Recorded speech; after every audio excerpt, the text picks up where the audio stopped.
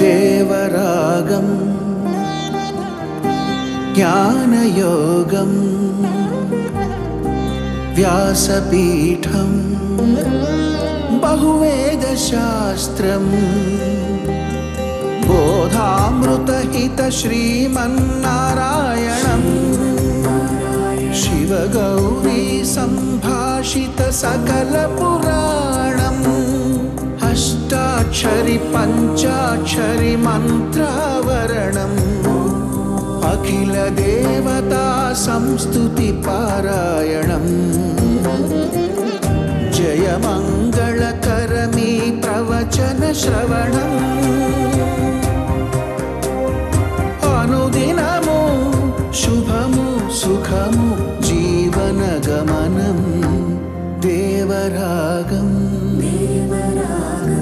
జ్ఞానయోగం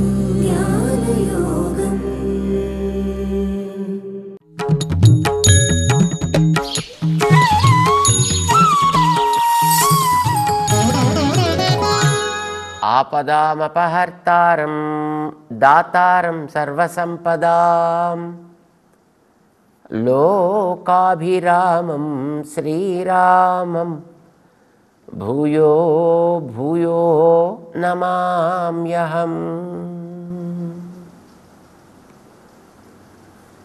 జై శ్రీమన్నారాయణ. ప్రియ భగవద్బంధువులారా, భగవద్గీతని 3 షట్కాలుగా విడదీస్తారు. షట్కము అంటే 6 అధ్యాయాలు కలిగిన భాగం. మొత్తం 18 అధ్యాయాలు భగవద్గీత. 6 అధ్యాయాలని ఒక్కొక్క భాగం కింద చేశారు. ఒక్కొక్క దానికి ఒక్కొక్క షట్కము అని పేరు పెట్టారు. అందులో ఏ షట్కంలో ఏ అంశం ఉంది అనేది మనకి చెబుతూ మొదటి షట్కానికి ఆత్మ షట్కము అని పేరు పెట్టారు. అంటే ఆత్మస్వరూపాన్ని గురించి చెప్పేది. ఆత్మ అంటే మనని గురించి చెప్పేది. మనము అంటే స్వస్వరూపము అని అంటాము. స్వస్వరూప సాక్షాత్కారము ఎలా? అసలు స్వం అంటే ఏమిటి? పైన శరీరం కనిపిస్తోంది, మనకి లోపల ఇంద్రియాలు ఏవో ఉన్నట్టుగా అనిపిస్తోంది, మనస్సు ఉన్నట్టు అనిపిస్తోంది, బుద్ధి కూడా ఉన్నట్టే అనిపిస్తోంది. సో ఇవన్నీ ఏమిటి, ఎలా ఉంటాయి, ఏం చేస్తాయి, వీటి గురించి తెలియచేయడం. వీటిని కలిగిన నేను అంటే ఎవరు, వాటిని తెలుసుకోవడం ఎట్లా, నన్ను తెలుసుకోవడం ఎట్లా, అవి నేను ఒకటా వేరా, వేరైతే ఎట్లా. సో ఇవన్నీ ఒక్కొక్కటి ఒక్కొక్క ప్రత్యేకమైనటువంటి ఒక టాపిక్ కదా. అంచేత వీటిని తెలియచేయడం కోసమని కొన్ని అధ్యాయాలు, 2వ అధ్యాయం, 3వ అధ్యాయం, 4వ అధ్యాయం, 5వ అధ్యాయం, 6 అధ్యాయాల గ్రంథాన్ని దానికోసం కేటాయించాడు. దీంట్లో మనం ఊరికే కూర్చోలేం కదా, ఏదో పని చేస్తూ ఉండాలి. ఏ పని లేకపోతే కూర్చుని ఇలాగా కొంతమంది ఆ బట్టను పట్టుకుని ఇలా నలుపుతూ ఉంటారు, లేకపోతే పక్కన కూర్చుని ఏదో ఇలా పీకుతూ ఉంటారు. ఏదో పని చేస్తూ ఉండాల్సి వస్తుంది. సో పని ఎలా చేయాలి, ఏం చేయాలి, ఎందుకు చేయాలి, ఎంత చేయాలి, ఎప్పుడు చేయాలి, సో ఈ వివరాలను కూడా దాంతోపాటు కలిపి చెప్పాడు ఆయన మొదటి 6 అధ్యాయాల్లో. ఈ పద్ధతి ప్రకారం కనుక నువ్వు తెలుసుకుని ఇలా చేయగలిగితే 2 అంశాలలో, 1 తెలుసుకుని 2 చేయగలిగితే నీకు కలిగేది స్వస్వరూప సాక్షాత్కారం. నువ్వంటే ఏంటో నీకు తెలుస్తుంది. దీనికే ఆత్మ సాక్షాత్కారం అని కూడా పేరు. దీన్నే ఆత్మావలోకనము అని కూడా మనం అంటాము. సో ఇది కలగాలంటే దీనికి ఇదంతా ఒక ప్రక్రియ ఇది అని దాన్ని చెప్పాడనమాట. మొదటి 6 అధ్యాయాలకి మన వాళ్ళు ఆత్మ షట్కం అని పేరు పెట్టారు. దాని తర్వాత ఈ 6వ అధ్యాయం చివరికి వచ్చేటప్పటికైనా నిన్ను నువ్వు తెలుసుకుంటే నాకు చాలా సంతోషమే, కానీ నన్ను తెలుసుకుంటే ఇంకా సంతోషమయ్యా అన్నాడు ఆయన. అనేసి ఊరుకున్నాడు ఆయన. ఏంటి ఇప్పటిదాకా నా గురించి తెలుసుకోవడమే మహా గొప్ప యోగం అని అనుకున్నాను, ఏంటి నిన్ను గురించి కూడా తెలుసుకోవాలా? నిన్ను గురించి చెప్పావు కదా, నీ అవతార రహస్యం అంతా చెప్పావు కదా, మొత్తం నువ్వు ఏం చేస్తుంటావు, ఎలా చేస్తుంటావు అంతా కూడా చెప్పావు కదా. అది కాదయ్యా, నన్ను గురించి తెలుసుకోవడం ఇంకా చాలా రకాలుగా ఉంది. నన్ను గురించి సామాన్యంగా తెలుసుకోవాలి, నన్ను గురించి విలక్షణంగా తెలుసుకోవాలి. అది సామాన్యంగా తెలిస్తే జ్ఞానం అంటారు, విలక్షణంగా తెలిస్తే విజ్ఞానం అంటారు. నేనేం చేస్తుంటానో తెలుసుకోవాలి, నన్ను ఎట్లా ఆశ్రయించాలో తెలుసుకోవాలి, నేను ఎక్కడెక్కడ ఉంటానో తెలుసుకోవాలి. మరి ఇవంతా ఒక్కొక్కటి ఒక్కొక్క పెద్ద పెద్ద విషయం తెలుసునా అన్నాడు ఆయన. అంటే అదేమిటయ్యా అడుగుతాడు కాబోలు అనుకున్నాడు ఆయన. అడగలేదు. సరే పోనీ వాడు అడిగేది ఏమిట్లో పోనీ మనమే చెప్పేద్దామని 7వ అధ్యాయం మళ్ళీ ప్రారంభం చేసుకుని వెళ్ళిపోయాడు ఆయన. 7వ అధ్యాయం దగ్గర నుంచి 7, 8, 9, 10 తానంటే ఏమిటి, ఎలా ఉంటాడు ఇది చెప్పాడు ఆయన. మరి చాలా గొప్పగా అనిపించి అది చూడాలి అని అనుకున్నాడు ఈ పెద్ద మనిషి. చూపించాడు 11వ అధ్యాయం. కొంచెం భయం వేసినట్టు అనిపించింది అతనికి. పాపం గుండె దడదడ కొట్టుకుంటుంది ఆయనకి. కొంచెం గట్టిగా ఓదార్చి పర్వాలేదులే అంటూ తనని సేవించేటటువంటి విధానం ఎంత సులభంగా ఉంటుందో దాన్ని చెప్పాడు. 12వ అధ్యాయంలో అది పూర్తయిపోయింది అక్కడ. ఈ తర్వాతి 6 అధ్యాయాల గ్రంథం అంటే మధ్యలో ఉండే 6 అధ్యాయాల గ్రంథానికి దానికి భక్తి షట్కం అని పేరు పెట్టారు. భక్తి అంటే ప్రేమ. ప్రేమ ఎప్పుడు కూడా గొప్ప విషయాన్ని గురించి ఉంటుంది కనుక భగవద్విషయపు ప్రేమ, దానికే భక్తి అని పేరు. ఈ భక్తి అనేటటువంటిది ఎలా ఉంటుంది, ఎవరి విషయంలో ఉండాలి, ఎంత ఉండాలి, ఎప్పుడు ఉండాలి, ఎందుకు ఉండాలి, ఇవన్నీ పెద్ద పెద్ద ప్రశ్నలు. వీటన్నిటినీ కూడా సమాధానం చెబుతూ తాను ఒక గ్రంథాన్ని, 6 అధ్యాయాల గ్రంథాన్ని నడిపించాడు ఆయన. దానికి భక్తి షట్కం. మొదటిది ఆత్మ షట్కం, రెండవది భక్తి షట్కం. ఇదంతవరకు అయిపోయిన తర్వాత ఇప్పుడు అర్జునుడికి ఆ విశ్వరూపాన్ని కూడా చూశాడు కనుక కొద్దిపాటి విశ్వాసం కలిగింది. ఇప్పుడు ఏం చెప్తే మనం వినొచ్చు అని అనిపించింది. అంతకుముందుగా వింటున్నాడు, వినకపోతే తంతాడేమో అని భయం వేసి విన్నాడు. ఇప్పుడు నిజంగా ఆయన గొప్పతనం తెలిసి వినాలి అని అనిపించింది.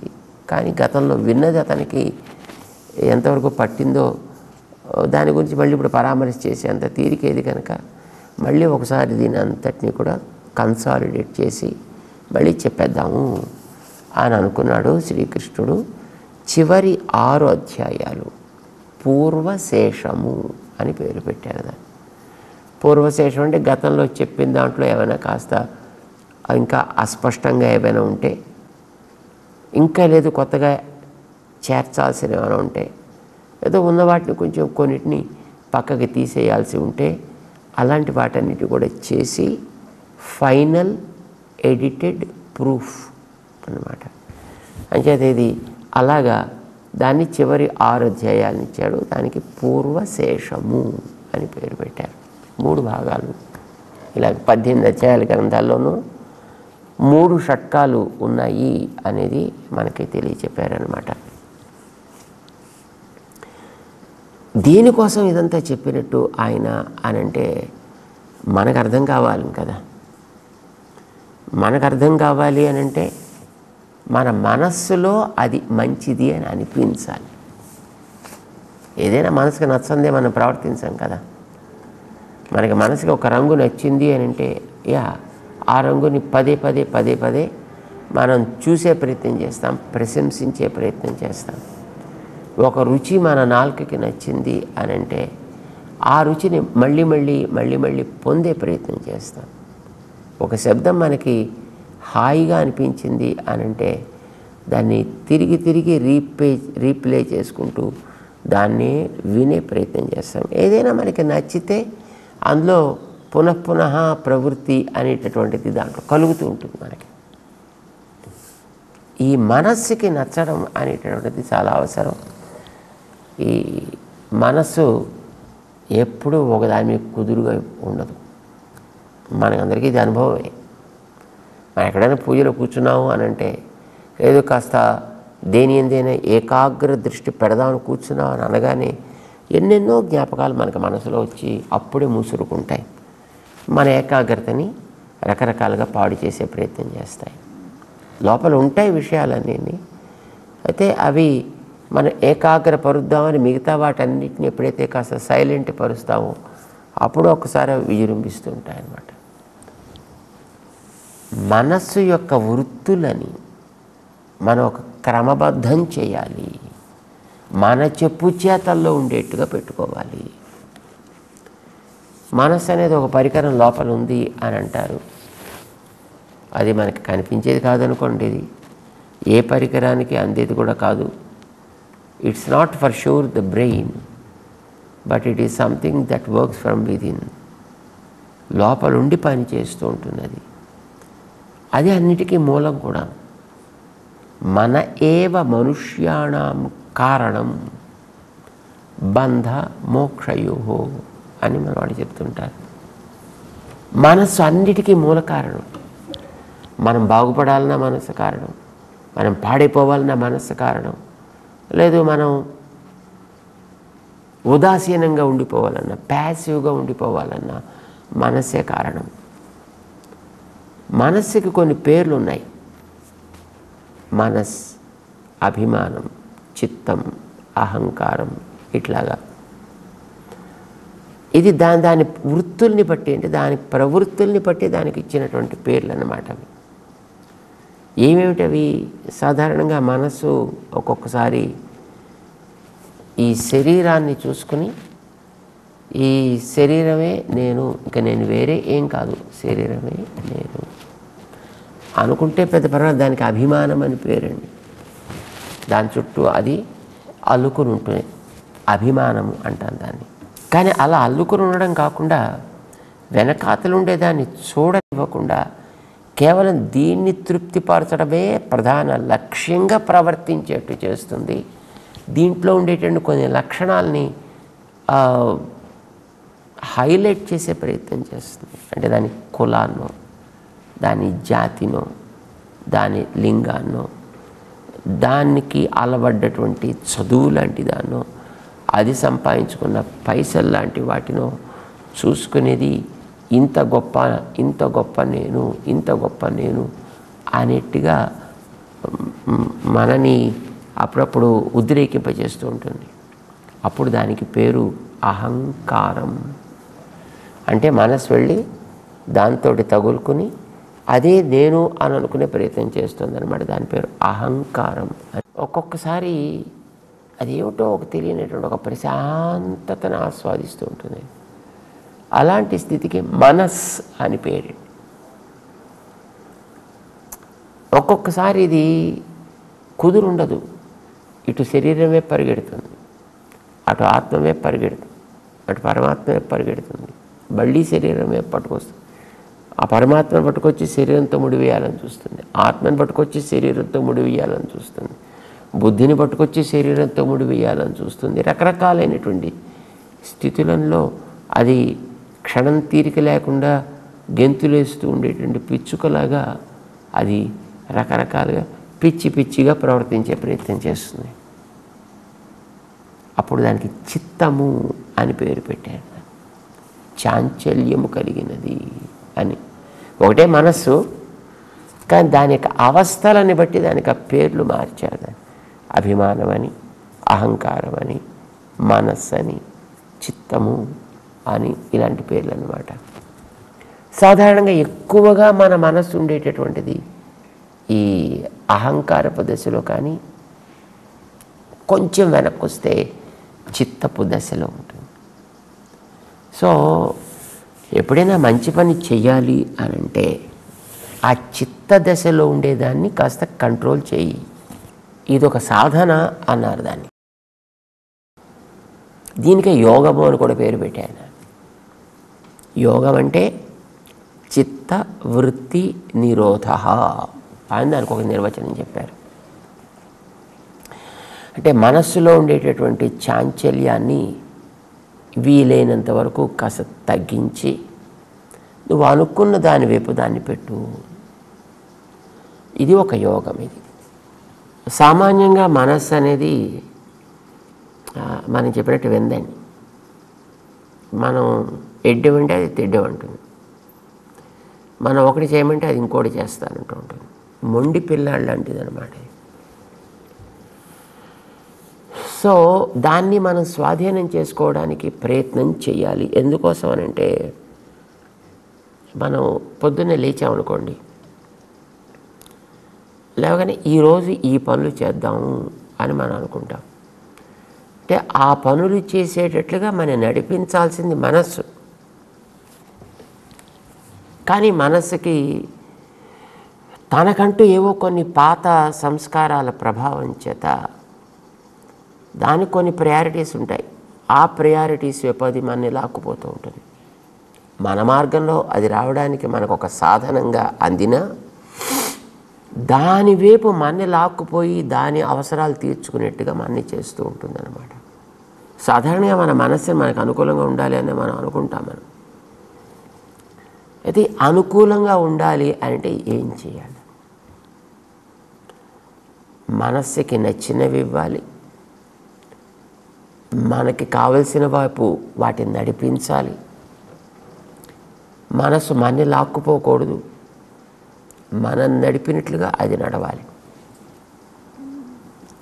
ఉపనిషత్తుల్లో మనస్సు గురించి ఓ అందమైనటువంటి వర్ణన ఉంది. దాన్ని గురించినటువంటి ఒక అందమైనటువంటి ఉపదేశం కూడా ఉంది, ఛాందోగ్యము అనేటువంటి దాంట్లో. మనస్సు అతి సుందరమైన పక్షి లాంటిది. కొన్ని పక్షులు ఉంటాయి చూడండి, మనకి మల్టీ కలర్డ్ బర్డ్స్ కొన్ని ఉంటాయి. రెక్కలు అందంగా ఉంటాయి, తల అందంగా ఉంటుంది, తల మీద ఫెదర్స్ ఉంటాయి, అవి అందంగా ఉంటాయి. ముక్కు చాలా పుటాలు చాలా అద్భుతంగా ఉంటాయి. తోక ఉంటుంది దానికి, ఆ తోక అద్భుతంగా ఉంటుంది. రకరకాలుగా ఉంటాయి. అలాంటి పక్షులు చాలా ఉన్నాయి. సో ఒక పక్షి మనకి లభించింది అని అనుకోండి, అలాంటిది. దానికి రెక్కలు చాలా అందమైనటువంటి రెక్కలు. అది రెక్కలు విప్పి ఎగురుతుంటే మాత్రం చూడడానికి ఆశ్చర్యంగా అనిపిస్తుంది అన్నమాట. సో మనం ఆ అందం చూడాలంటే ఏం చేయాలి? దానికి ఎగురుతుండగా చూడాలి. కానీ దాన్ని ఎగరనిస్తే అది వెళ్ళి మన దగ్గరికి ఎందుకు వస్తుంది? దాని మానాన్ని హాయిగా అది పోతుంది. అయితే అది మన దగ్గర ఉండాలి, అది ఎగరాలి, దాని అందాన్ని మనం చూడాలి. కానీ మళ్ళీ దాని ఇష్టం వచ్చినా అది పోకూడదు. మనకి మళ్ళీ ఎప్పుడెప్పుడు చూడాలనిపిస్తే అప్పుడు అది మళ్ళీ ఎగరగలిగేటట్లుగా అది ఉండాలి. సో దానికి ఏం చేయొచ్చు అని ఒక సాధన చెప్పాడు మహానుభావుడైనటువంటి ఉద్దాలకుడు అనేటువంటి ఒక మహానుభావుడు. శ్వేతకేతు అనేవాడు పిల్లవాడికి. అలాంటి ఒక పక్షికి ఒక ఆధారాన్ని పెట్టుకుని ఒక చోట, అంటే ఒక స్తంభం లాంటిది ఒకటి పాతి, దానికి చాలా గట్టిగా ఉండేటటువంటి ఒక పేనిన తాడుని, అంటే మళ్ళీ ఇలా కొరికేస్తే పక్షి కొరికేస్తుంది కదా దాని పుటాలతోటి, అలా కొరికేస్తే తెగకుండా ఉండేటో ప్లాస్టిక్ లాంటిది ఒకటి తీసుకుని దాని పాదానికి ఒక తాడు అంచు కట్టి, ఈ స్తంభానికి మూలాధారానికి ఒక తాడు అంచుని కట్టి, ఇప్పుడు దీన్ని మనం వదిలినట్లయితే దిశం దిశం పతిత్వా అన్యత్ర ఆయతనం అలబ్ధ్వా బంధనమేవ ఉపశ్రియతే అంటాడు. అది నువ్వు ఎంత మేర త్రాటిని వదులుతావో అంత మేర వెళ్ళి మనం ఎగిరే పతంగాల్లాగా, పతంగని ఏమంటారు దాన్ని, గాలిపటాన్ని మనం వేసినప్పుడు మన చేతిలో తాడు ఉన్నంత వరకు అది ఎట్లాగైతే పైన హాయిగా ఇటు అటు ఎగురుతున్నప్పటికీ కూడా మన చేతిలో ఉంటుంది. మనకి ఎంతవరకు దాంతో ఆడుకుందాం అనిపిస్తే అంతవరకు దాంతో హాయిగా దాన్ని ఆస్వాదించవచ్చు. ఆ తర్వాత మళ్ళీ దాన్ని జాగ్రత్తగా వెనక్కి లాగి మళ్ళీ అంతటిని పెట్టేసి దాన్ని మన ఇంట్లో పెట్టేసుకోవచ్చు కదా. అట్లాగే ఈ పక్షిని కూడా ఎంత మేర నీకు ఆ తాడుని వదులుతావో అంత మేరకి అది హాయిగా పైకి లేచి అది అన్ని వైపులా కూడా ఎగరడానికి అవకాశం ఉంటుంది. ఎగిరే పక్షికి నువ్వు ఎగరడానికి అవకాశం ఇచ్చావు. అయితే దానిని నీ ఆధీనంలో ఉంచుకోవాలి అని అనుకున్నప్పుడు దానికి నువ్వు మూలాధారాన్ని ఇక్కడ దానికి కట్టి పెట్టావు కనుక తిరిగి మళ్ళీ దాని దగ్గరికి దాన్ని తీసుకొచ్చేసి అక్కడ దాన్ని మళ్ళీ పంజరంలోనో మరొక దాంట్లోనో పెట్టుకోవడానికి అవకాశం ఉంటుంది. ఇది మనకి తెలుసును కదా. అట్లాగే మన మనస్సుని కూడా ఒక పద్ధతిలో దానికి ఉండేటటువంటి సంచరించాలి అనేటటువంటి కోరికని మనం తీరుస్తూ దాన్ని సంచరించనివ్వాలి.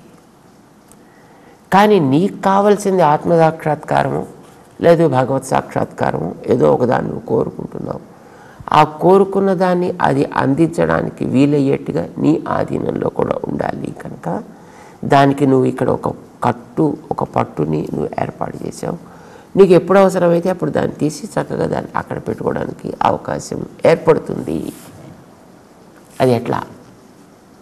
ఆ తాడేమిటి, ఆ పక్షి ఏమిటి, ఆ రెక్కలేమిటి, ఆ ఎగురుడేమిటి, ఎంత మేళ దాన్ని ఎగరనివ్వాలి, ఎప్పుడు దాన్ని బంధించాలి, ఎలా దాన్ని బంధించాలి, ఇవన్నీ మనం చేయాలి అంటే ఇదో సాధన అంటాను నేను. ఈ సాధనకు కూడా యోగం అనే పేరండి. కలిగే ఫలితం ఏమిటి? స్వస్వరూప సాక్షాత్కారం. తానంటే ఏమిటో తనకి స్పష్టంగా తెలియడం, ఆత్మదర్శనం, ఆత్మ సాక్షాత్కారం, ఏదో పేరు పెట్టుకుందాం. ఇది ఫలితం, ఇది సాధన. సాధనకి యోగం అనే పేరు, కలిగే ఫలితానికి కూడా యోగం అనే పేరు. కూడుట, ఇక్కడ అభ్యాసముతో కూడుట, అక్కడ ఫలముతో కూడుట. కనుక యోగం అనే పదాన్ని మనకి గ్రంథాల్లో వాడేటప్పుడు ఏ తాత్పర్యంతో వాడుతున్నారు అనేది మనం జాగ్రత్తగా గమనించకపోతే probably we may miss the track. మనం దాంట్లో సరి అయినటువంటి స్పష్టత మనకి ఏర్పడదు, మనకి కన్ఫ్యూజన్గా ఉంటుందన్నమాట. ఈ రెండు అర్థాల్లోనూ కూడా మనకి కృష్ణుడు వాడుతూ ఉంటాడు ఇక్కడ. అంచేత మనకి యోగము అనేటటువంటిది సాధనమా సాధ్యమా అంటే ఫలితమా అనేది. సరే, ఫలితం కింద మన తర్వాత చూద్దాం. ముందర ఇప్పుడు మనకి సాధనంగానే ఉపదేశిస్తున్నాడు ఆయన. 18 అధ్యాయాలు కూడా భగవద్గీతలో ఒక్కొక్కటి ఒక్కొక్క యోగము అన్నాడు కదా. అంటే ఒక్కొక్కటి ఒక్కొక్క సాధనము. అర్జున విషాద యోగము అంటే అర్జున విషాదం అనే ఒక సాధనం, సాంఖ్యం అనే సాధనం, కర్మ అనే సాధనం, జ్ఞానం అనే సాధనం, కర్మ సన్యాసం అనే సాధనం. ఇప్పుడు ఆత్మ సంయమము. ఆత్మ అంటే మనస్సు, సంయమము అంటే దాన్ని కంట్రోల్ చేయుట. మనస్సుని కంట్రోల్ చేయుట చిత్తవృత్తి నిరోధ అన్నారు మన వాళ్ళు. యోగం అనే పదానికి ఒక నిర్వచనం చెప్పారని అనుకున్నాం కదా. ఇది ఎలా చేయాలి, ఎక్కడ చేయాలి, ఎప్పుడు చేయాలి, ఎంత చేయాలి, సరే లక్ష్యం ఏమిటో ఎందుకో మనం అనుకున్నాం. ఆత్మ సాక్షాత్కారం కోసం అనేది మొదటి 6 అధ్యాయాల యొక్క తాత్పర్యం. చివరికి వెళ్ళాక అది భగవత్ సాక్షాత్కారం దాకా తీసుకువెళ్ళడం అనేది వేరే విషయం. స్థూల అరుంధతి న్యాయం అంటారని చెప్పుకున్నాం కదా మనం గతంలో. కనిపించే దాని దగ్గర నుంచి నేరుగా మెల్లమెల్లగా కనిపించని దాని దాకా తీసుకువెళ్ళి మనకి దాని అవగాహన కలిగించడము. ఏమనుకున్నాం దాన్ని? స్థూల అరుంధతి న్యాయము అని. సో మనకి ఈ 6వ అధ్యాయంలో సాధనా ప్రక్రియ ఎలా ఉండాలి అనేది శ్రీకృష్ణుడు అర్జునుడికి ఉపదేశం చేస్తున్నాడు. కనుకనే దీనికి పేరు ఆత్మ సంయమ యోగము. ఆత్మ అంటే మనస్సుని, సంయమం అంటే నిగ్రహించడం అనే ఒక సాధనం ఎట్లా ఉండాలి. దీంట్లో అర్జునుడు ఎన్నో ప్రశ్నలు వేస్తాడు, దానికి కృష్ణుడు సమాధానం చెప్తాడు. అందులో చాలా వరకు మనం కూడా అభ్యసించడానికి వీలయ్యేనవే చెప్తాడు ఆయన. మనకి ఊహ కూడా అందకుండా ఉండే ఏవో పెద్ద పెద్ద వేదాంతాలని ఆయన చెప్పడు. మనకు కూడా అర్థం కాగలిగేట్టుగా ఉంటే వాటిని మనం కూడా నేర్చుకోవచ్చు కదా. అంచేత మనం కూడా వాటిని తెలుసుకోవాలి. తెలుసుకోవడం ఎప్పుడు కూడా కేవలం తెలివి కోసం కాదు, తెలుసుకునేది ఏదైనా సరే ఆచరించడానికి. కనుక మనం కూడా వీటిని చక్కగా తెలుసుకొని ఆచరించే ప్రయత్నం చేద్దాము. 6వ అధ్యాయంలోకి మనం ప్రవేశిస్తున్నాం. దీని గురించినటువంటి వివరాలు క్రమంగా తెలుసుకుంటూ ముందుకు సాగుదాం. జై శ్రీమన్నారాయణ.